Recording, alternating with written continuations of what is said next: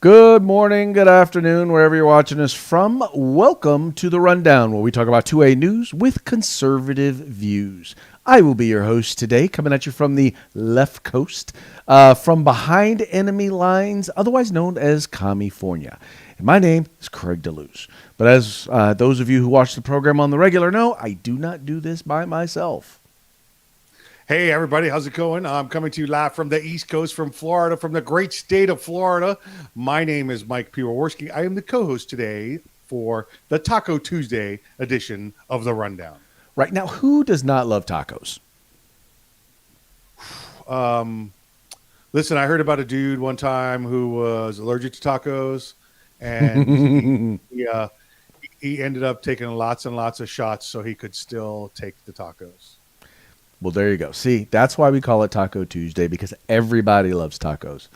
Everybody, and there's so many kinds of tacos. Well, exactly. There's got to be a kind of taco that is for you. So even if you don't think you like tacos, you just haven't had the right taco yet. There you go, and that's it. It's not a matter of the wrong taco. You just haven't found the right taco yet. So hopefully our show will inspire you to do so, to go look for a taco that works for you. Yes, exactly. Please do so. Please spend your Tuesday back to work. I want you, this is your assignment, folks. You have to go out and look for a taco. Don't worry about what your boss has got you doing after the long weekend. You need to go and find yourself a good taco. Get yourself hooked up. Get yourself hooked up. Just saying. Just saying. Got to do it. Got to do it. Got to find it. Got to find it. That's it. Yes, sir. Okay. So, tell you what, why don't we go ahead and let's get into today's news, shall we? Okay. So, first of all, let's go with our story number one over here.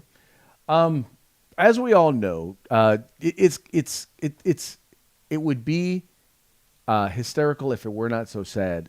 Just every weekend, you go and you watch the mainstream media, or you are. Let me clarify. You go and you watch the news, and you see the death toll or the shooting toll from the city of Chicago, and it's almost like a scoreboard, because every weekend you know that the numbers are going to be going up, that there are going to be significant numbers of individuals who have been shot, stabbed, attacked due to gang violence or drug violence in the city of Chicago, and the one of the worst weekends on the regular tends to be the 4th of July weekend, Independence weekend. So while many of us, the rest of us throughout the country, are celebrating our nation's independence from a tyrannical government, folks in the city of Chicago, well, they're running for their lives. There were 16 people were shot and killed. Another 100 were shot and wounded in the city of Chicago. A city with, by the way, some of the strictest gun laws in the entire country. Just once again belying the whole, the more gun control, that gun control save lives. Yeah, absolutely, Craig. Let me click over here. Take a look at our current stats that I can look at live out of the city of Chicago. We'll just go from July 1st, because I guess we could start that. Call that the long weekend, right? So starting July 1st, shot and killed 25, shot and wounded 121, total shot 146. There were a total of 28 homicides. So we had 3 non-shooting homicides so far as of right now in the city of Chicago. So yeah, these are tragic numbers. We hear this all the time. Oh, well, we had 17 killed at Parkland, so we got to take the rights of constitutional rights of 18 to 20-year-olds so they can't have firearms. 17 killed is obviously a tragic number. Here we have, in the last 5 days in the city of Chicago, 28 homicides, 25 via gunfire. Yet that doesn't seem to be a problem. And Greg, why is it not a problem? Why is this stuff going on in Chicago not a problem? Well, because obviously the guns are the violent things, and gangs are not violent at all. And those who traffic in drugs, in illegal drugs, they're not violent at all either. They're just victims of circumstance, clearly of capitalism and of the white man. So therefore, they're not violent. It's the guns that are violent. Right. And this is, let's see, in Chicago, of those 25 shot and killed, 121 shot and wounded, 2 were police officers, and 2 were a 5-year-old and a 6-year-old girl, I believe. They were just outside walking Yeah. with the parents and caught a couple of bullets that were flying through the air on a, like you said, a drug gang versus drug gang drive-by. Well, But and that's the thing is the idea that and then keep in mind these are the same politicians that are want to decriminalize crime. They want things that should be crimes that have been crimes. People think things that people were being locked up for. They don't want them to be crimes anymore, and they want those same criminals out on the street. And then they wonder why crime in general goes up, and then why violent crime goes up, and it's gone up dramatically in every major city across the country. But for some reason, even though gun laws haven't gotten any looser in those areas, what's gotten looser is what's gotten loose is the criminals have gotten loose, and they just absolutely refuse to tie the fact that they're letting criminals out on the street with the fact that there's more violence. it doesn't matter to them. Chicago's willing to suck it up and take it. They don't care. It doesn't matter to them. They don't. It's minority on minority. It's criminal on criminal for the most part. So it doesn't matter. It doesn't gain the attention of anyone else. It's bad enough you got the Cubs there. You just lost 10 games in a row with your Cubbies. So now you got to deal with all these people getting shot as well. So I'm like this. You know what? The people of Chicago, listen up. Yeah, just make it real simple for you. If you want things to change, you need to change. You got to change your leadership. If you're willing to tolerate Mayor Lightfoot or Mayor Lightweight, if you're willing to tolerate Mayor Lightweight's plan, there doesn't really seem to be one, for addressing crime and violence in your city, if you're willing to tolerate it, then you get what you get and you don't throw a fit. But I think from these numbers we can see that what you're getting is not working. And if you're not willing to change who's running your government, who's running your police force, well then you're going to get what you get. Well, we know who's running their government. It's the White House, because that's the trend there now in the city of Chicago. Right. But be careful saying the mayor's name, Craig. If you say it 3 times, she'll appear. So Okay, we'll not say it one more. I will not say it one more time. In fact, I think what we'll do is we'll be safe and we will move on from this particular story. Okay, so moving on to our next story. Now, this is one. Now, we all know. If you've been following, once again, this show, or following what's been going on, or if you're in gun rights at all, you know the name Dave Chipman. You know that he is anti-gun lobbyist. You also know that he is Joe Biden's nominee to run the ATF. You know that agency that's supposed to be about law enforcement, nonpartisan law enforcement. Yet, well, even now at this point. After they found out that, number one, just with his checkered past, and then on top of it, the fact that he has deleted, they say, like thousands of former tweets that demonstrated his extreme position on the Second Amendment or against the Second Amendment, that even moderate Democrats are having a difficult time being willing to support his candidacy to run the ATF. Quite frankly, Mike, his nomination could seriously be in jeopardy, because he can't do it unless he gets unless he gets every single Democrat vote, or one Republican decides to go over and support him. Listen, if he were to become the head of the ATF, Craig, I don't know that the Supreme Court could keep up fast enough with his illegal orders to keep this country from erupting in bloodshed against him and his agency. It's that bad, this guy. He's David the Waco Chipman. And like you said, this is sitting at 50-50 right now, predicted 50-50. We know that Senator Susan Collins, the Republican, she has said she will not be voting for him. And she has voted for a lot of Biden's nominations here, but they have not been controversial. And she came right out and said he's been controversial. But still, that puts it at 50-50 unless something drastically changed. So there's a group of other senators that we're really watching, we're really paying close attention to. John Tester, at a Montana Democrat there, and has hugely said a couple of times that he'll take a look at everything in the background of Shipman here to make sure he does not step on the Second Amendment rights of the great people of the state of Montana. Kristen Sinema down in Arizona, we know she won there with the within the past 2 years. So she's a new senator down there, but she's also aware of the constitutional rights and the proud Second Amendment rights of the people of Arizona. So is Maggie Hassan in New Hampshire, as well as the independent Angus King up in Maine. With trying to side with Susan Collins there. So if any of them happen to slide over, then it would be game over, unless we had some crossover Republicans, but they do not appear to be ready to fall into Chipman's good graces and want to vote for Chipman. So it's up to these four now, these four Democrats. And then, of course, I'm sorry, don't forget Joe Manchin out of West Virginia, right, the fifth. That is also a very, very big swing vote. Well, you mean West Virginia, the state that actually just voted to end taxes on guns and ammo. So yes, just so you know, that they're West Virginia, and I think he is an example of a bellwether politician who is going to follow the voters. I don't see him supporting Dave Chipman. The scary thing about this is, or not the scary thing, I think the heartening thing about this is, if they had the votes, there would have been a vote by now. Yes. If they had the votes, they would have voted. So we know that at least right now, there's not the votes there, and I just don't see it getting any better for the Waco kid in this particular case. Well, Craig, they're dragging this on, and I know you're a conspiracy connoisseur. It's almost as if they're dragging it on, waiting for another assault rifle shooting to occur somewhere in the country so they can ride that wave and bring in the Waco kid. Yeah, the problem is that all the shootings that have taken place have all been with those pesky, handguns.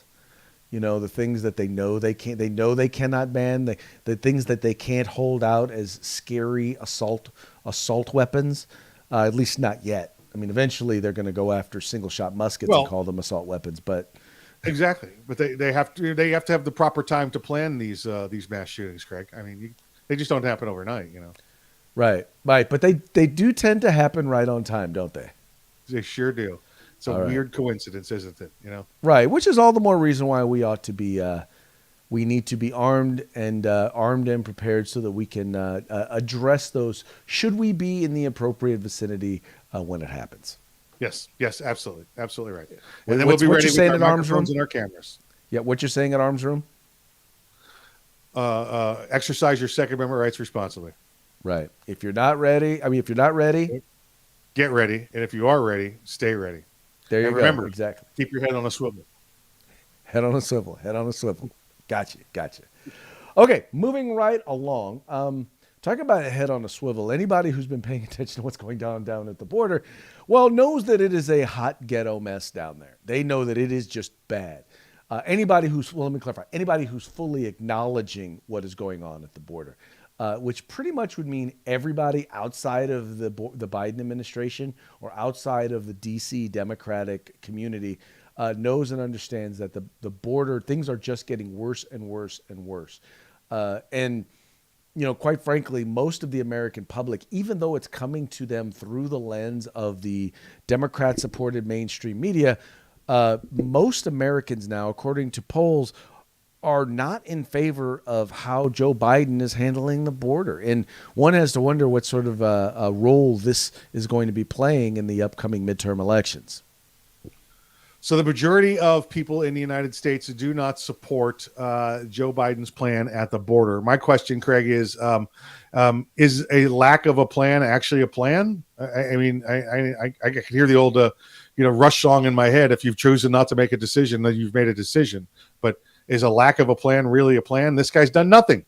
And if he has done it, it has been in secretness, and he has not shared it with the outside world because he does not want people to see his horrible plan.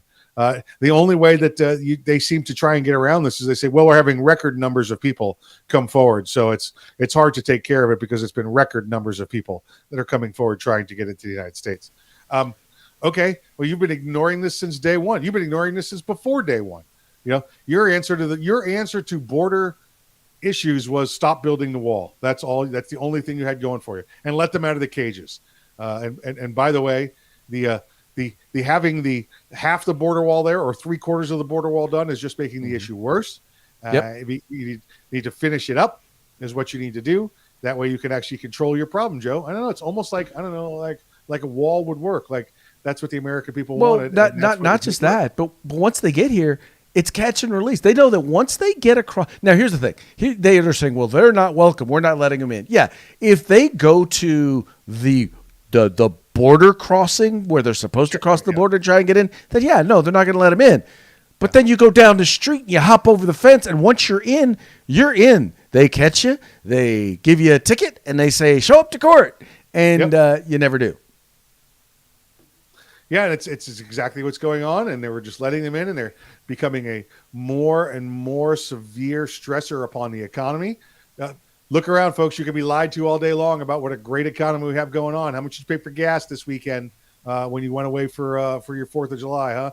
How much you paying for steaks at the supermarket? How much you paying for milk? All right, look at your essentials, check those prices, and see what's going on, and you tell me if we're not in economical trouble here. Well, Mike, here's something else. And this is, once again, we'll go back to the whole conspiracy connoisseur thing. Sometimes I wonder if what they're thinking is, look, we'll get them into these states where people aren't going back to work, taking these, the low paying jobs, and they'll come in, they're here illegally, they'll fill these low wage jobs. And then when we cut off the benefits, then what's going to happen? When we cut off the additional benefits and people go back to work, all of a sudden they're going to find those jobs that were there are no longer going to be there because they're going to be taken by people who are not necessarily here legally. Yeah, it's a horrible method that they're using, and we know that, again, this is just going to drain us, drain our resources, drain our pockets. And the whole plan is to just allow them to come in, Craig, because if we can get them to be, legal or at least registered, residents, where we give them paperwork. They're not supposed to be here. They're illegally here, but we're going to give them paperwork. We know at that point we can get them to vote in certain states, Craig, where ID is not required. So as long as I hand these people a check and an ID card, they'll go vote for me. Well, man, and here's the thing. I don't fault anyone for wanting to come to America and be and become an American, because Not at all. We are the greatest country in the world, and I get that if I were somewhere else, I would do whatever I could to try and get here. But I also would do it understanding that, our first obligations, our government's first obligation, is to the people that are here, to American citizens, and making sure that we're protecting our economy. Because part of this thing is this: if our economy collapses under the weight of trying to take care of the entire world, then we can help no one, right? If we can't help ourselves, then we can help no one. If we're starving, if we're unemployed, if we're not educating our children, if we're not maintaining our infrastructure, how can we then take on more of the world's issues, world's problems, and world's challenges? And that's really what this is. That's what's showing up at our border, are the fact that these other countries aren't able to take care of their own business. But here's the thing, folks, and even in those other countries, what does the Declaration of Independence say? Governments are instituted among men, deriving their just powers from the consent of the governed. Look, the fact is a lot of these folks should be fighting to change things in the country where they're coming from. Instead of trying to basically fundamentally change. And that's part of the other issue, is they're coming here and they're trying to fundamentally change the United States and make it like where they came from. And my point is, it didn't work out too well for you where you came from. Well, Craig, listen, it's what you're doing, right? It's the reason you're still in California and you haven't moved to a free state, because you're there fighting the tyranny you have in your own state. So, I mean, it's the blueprint for others to follow. Listen, Craig, I don't know how much time we got. We got some time. I'm gonna give you Mike's view on border issues and how we should handle this problem. One is build that wall. We need to build that wall. We finished building that wall, and then instead of all these crossing points, we put welcome centers. But you have welcome centers where you come in. You go in, you get your fingerprints done, you get your DNA test, whatever you have to do. Our people in law enforcement there at the borders will determine whether you're a wanted criminal back in your own country. If you are, you're going back. If you're not, what's your occupation? Oh, you're a baker. Hold on here. Let's see. We've got baker openings in Montana, so we'll send you up there. We'll give you a nice room and board for 6 months. By the way, if you don't speak the language, you don't hold that job for 6 months, you're going back. That's all there is to it. Oh, wait, you don't have a skill set? Looks like we need ditch diggers in Nevada. You're going to Nevada. And by the way, if we catch you in between the checkpoints, if you come over one of those in between checkpoints, we're going to be running a shuttle van well, excuse me, a shuttle plane down to Antarctica, and we'll be dropping you off there. Try again. Come back next time. Did you say Antarctica? The furthest point away we can get. We're going to drop you off there, and then you can work your way back. Wow. Okay. Yep. All right. Well, that's the Mike. That's the Mike P. border plan. Yep. If you listen, Biden. Oh, there you go. Listen to Mike P. That's the Mike P. border plan. There you go. That's how it works. That's how it works. I love it. I love it. Okay, moving right along. So what's been one of the things that's been happening, and you guys, if you work for the government anywhere, if you work for any many major corporations, if you're dealing in public schools, you know that critical race theory is a thing. And to break it down for you real simply, it simply says that America is a racist country. It has always been a racist country. This is critical race theory, not Craig DeLuz. But that it's always been a racist country. If you are white, you are inherently racist, and there's really nothing you can do about it. If you're black, you are inherently oppressed, and there's really nothing you can do about it. The only way in which we can overturn any of this is by overturning every single structure, every single societal thing that we have. We need to tear up the family. We need to tear up. The family and the family structure. We need to tear down religion. We need to tear down the government, the criminal justice system, the education system, and replace it with something better. More than likely, something Marxist, and that's pretty much critical race theory as a whole. Well, now the nation's largest teachers union, the National Education Association, the NEA, has said we are going to wholly support critical race theory, and we're going to push to make sure it's in our schools. We don't give a damn what parents want. We don't care that parents don't want this taught to their children. We're going to push it, and we're going to use all of our political weight in order to advance this particular theory. Greg, I'm coming up with a new plan, new policy here. Goes right along with my my Antarctic exportation plan. Is defund the teachers. Or the teacher. How about the teacher unions? Defund the teacher unions, because I think teachers in general want to help children. They want to teach the right method. But I believe these unions have gotten to the point where they have become so liberal and so left, trying to buy favor and buy votes with politicians, that they're coming up with this crap like this. So I believe we should defund the teacher unions. Listen, we could form another union, but let's form it out of teachers that spend more time in the classrooms than they do up on the podium talking about critical race theory to politicians. Well, exactly. And the thing is some of these teachers, it's like, when you talk with folks about critical race theory, you're right, there are many, many teachers who don't believe in this stuff, but they don't feel like they can say something. They feel like if they say something, they're going to be branded a racist and potentially lose their job. Because that's, in public school settings, that's one of the things where due process doesn't matter. Once you've been labeled a racist, that's it. Pretty much you're labeled your entire career. Your job will be would or could be in serious jeopardy depending on the school district that you're located in. I think that for far too long, teachers unions, the tail has wagged the dog. I feel pretty blessed that I'm in a school district where we have a very good relationship with our collective bargaining units, and that is not the case. But not every school district has that. Not every community has that. And when you have a national organization doing what these folks are doing or committing to what these folks are, it is as anti-American as you can possibly get.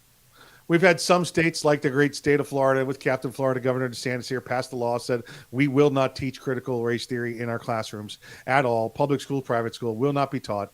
And somebody objected and said, well, it's not being taught here. And he goes, yeah, we're going to keep it that way too. Right. So there's simple ways to do this. These people that teach in public schools, these are government schools. They are government schools.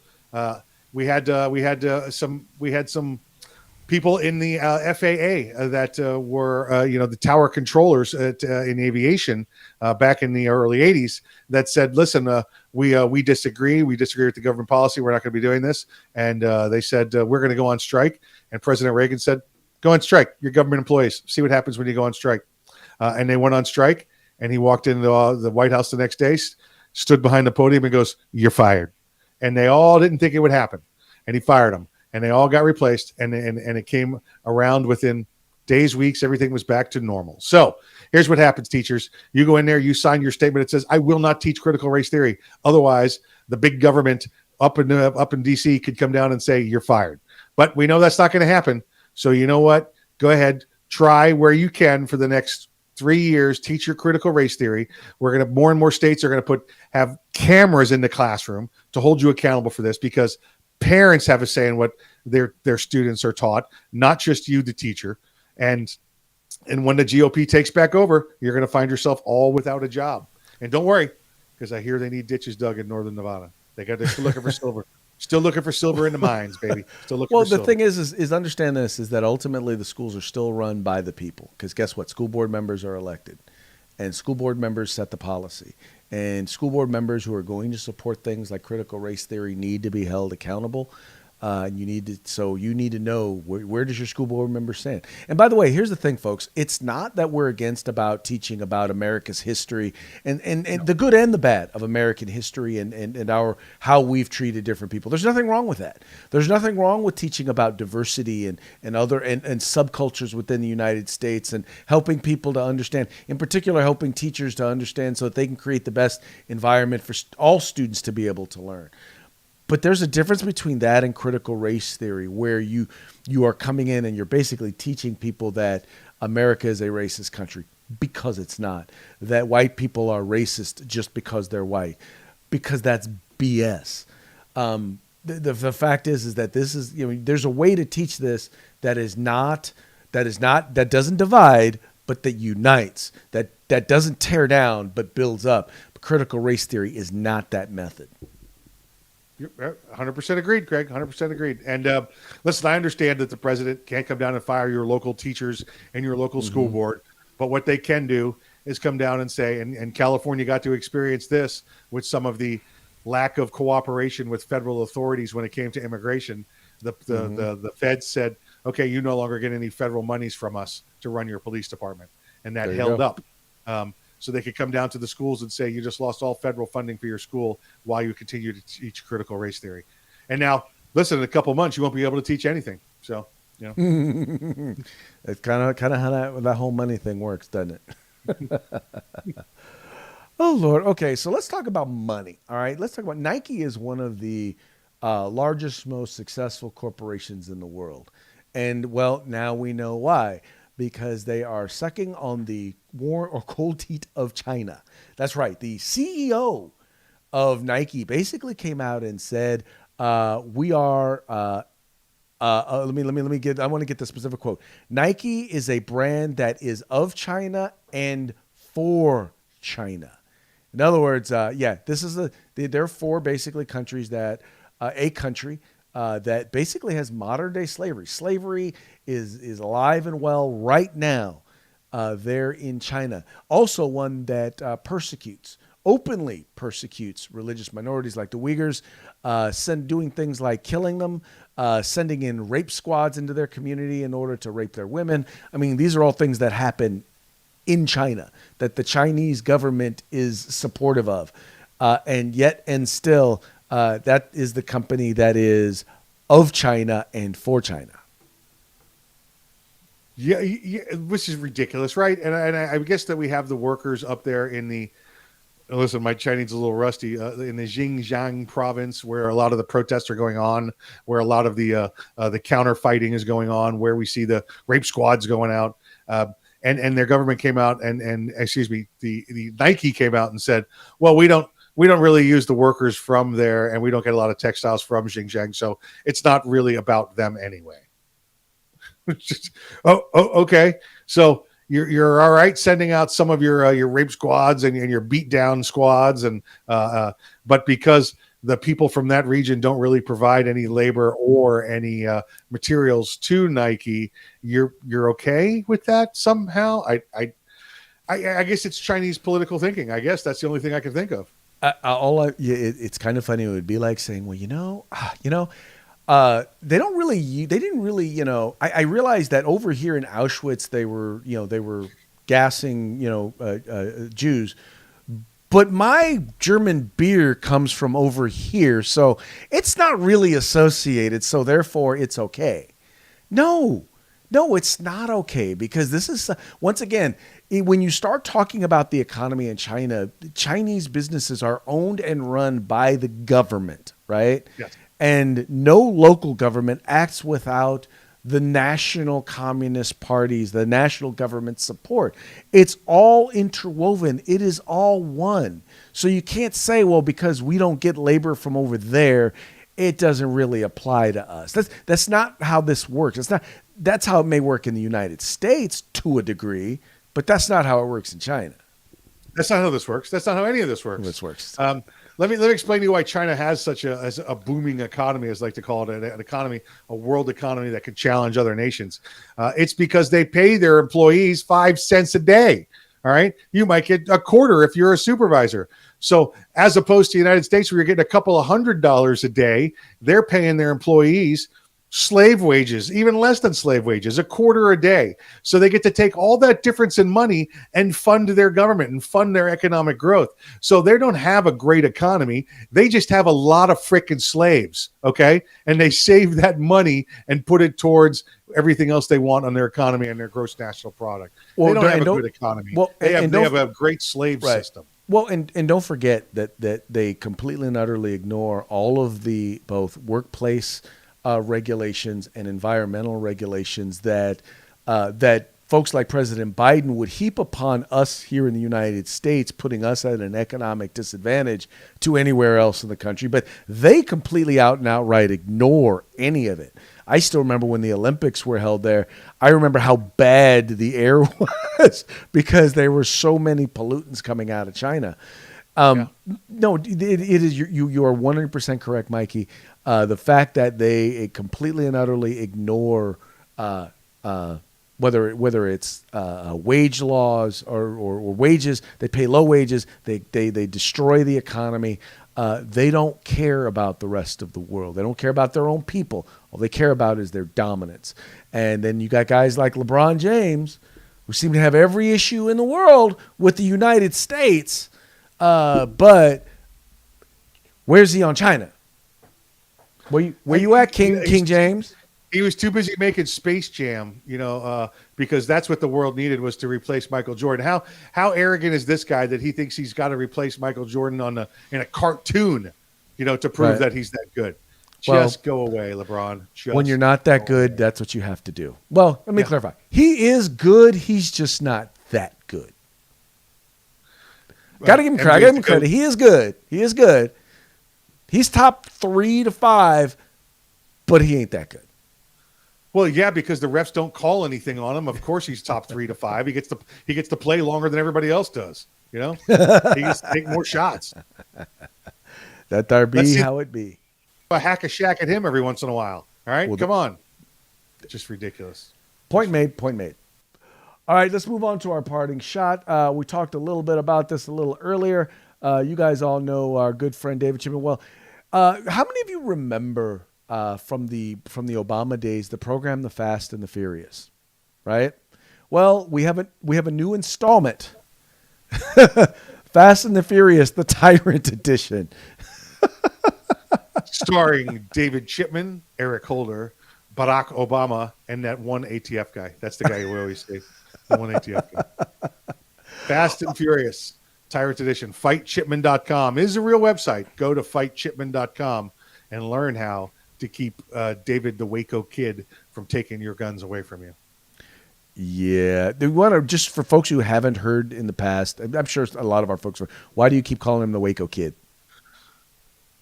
Because he was at Waco. He'll tell you he was not at Waco, but all of his testimony and everything afterwards was, we don't need 50 cals in civilian hands because they were shooting down our helicopters at Waco with the Branch Davidians. He's there posing with a rifle with some over the burning buildings in the back, and he says that that's photoshopped. That wasn't really there. Whatever. Your reports are there. Your reports are there showing that your name was there and that you were there. You are the Waco Kid. Exactly. Own it. They need, in my opinion, they're at a point. It's at a point right now where they're just giving they're giving us too much ammunition, and they need to just cut it off, and they need to nominate someone else. They need to pull down his nomination. I know they feel like it's going to be a loss for them, but here's the thing: at a certain point, you just got to take your lumps and go away. Well, Craig, that would normally apply, except when you're waiting for the new mass shooting with the black rifle to happen. Then you ride the wave of David Chipman after that. Right. Well, evidently their plans are behind because it's getting so bad that even their own folks are defecting. Yep, absolutely, and it needs to happen soon because otherwise, Craig, it's going to happen. There'll be another, horribly, timed shooting that just happens to occur while this guy's up for his nomination vote. Yep. I hear you. Hey, want to remind everybody, this Friday is Freedback Friday. You guys know what Freedback Friday is, right? What do we call it? Why do we call it Freedback Friday, Mikey? Because you give us feedback and we give you free stuff, so you get Freedback Friday. This week, we have from our good friends at Gorilla Machining, we have a lower parts kit that goes for America's rifle. And they're also going to be giving you a T-shirt as well. I don't know the size of the T-shirt. It does not seem to be a size on here. But here, maybe if you pause that and focus in on that, then you can find out what size the T-shirt is. Otherwise, go visit our good friends at Gorilla Machining. They are our primary sponsor the next couple of weeks, and then after that, I know our good friends from Grid Defense will be back. So thank you to both of them again. Exactly. Very much appreciate you supporting them, supporting us. Their links are in the description to this video. Also, make sure if you haven't already done so, subscribe to our YouTube channel. Follow us on Facebook.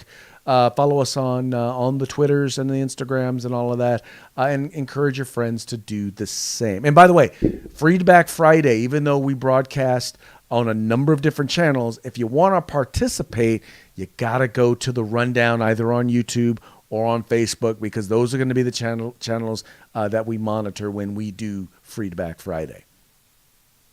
Freedback Friday coming up. Make sure you like, share, subscribe, and then when you're done with that, like, share, subscribe. And encourage your friends to do the same. We will see you tomorrow on Hope Day. Hope Day. Talk to you later.